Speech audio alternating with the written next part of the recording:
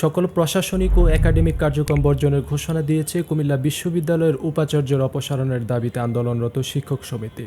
বর্তমান পরীক্ষা এই কর্মসূচির আওতামুক্ত থাকবে।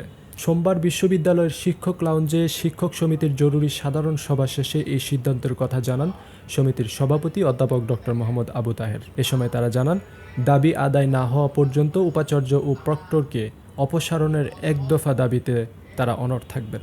এছাড়া উপাচার্য AMF আব্দুল মঈনের নেতৃত্বে বহিরাগত সন্ত্রাসীদের অংশগ্রহণে শিক্ষকদের উপর নির্যাতনের প্রসঙ্গ এনে সদর দক্ষিণ মডেল থানায় একটি অভিযোগ দায়েরের কথাও জানান তারা।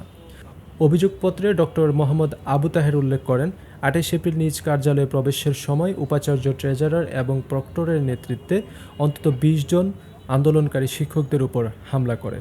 এ সময় 20 জন শিক্ষকের প্রত্যেকেই আহত হয় বলে দাবি জানিয়েছেন শিক্ষক সমিতির সভাপতি। শিক্ষক সমিতির সাধারণ সম্পাদক মেহেদী হাসান জানান, গত রবিবার বিশ্ববিদ্যালয়ের প্রশাসনিক ভবনের সামনে শিক্ষকদের সাথে ভিসিপন্থীদের ঘটে যাওয়া হাতাহাতির ঘটনায় কুমিল্লা সদর দক্ষিণ থানায় একটি লিখিত অভিযোগ দায়ের করা হয়েছে।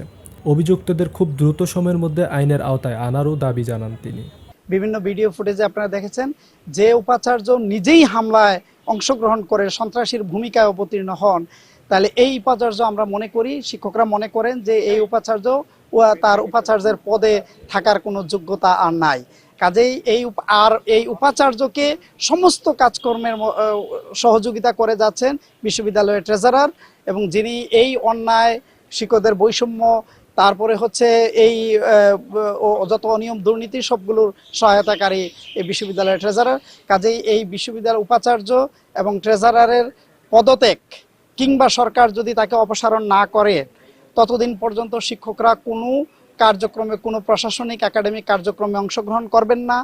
এবং শিক্ষকরা আজকে সর্বসম্মত সিদ্ধান্তক্রমে আমাদের এখানে ক্লাস, পরীক্ষা সব কিছু বন্ধ থাকবে।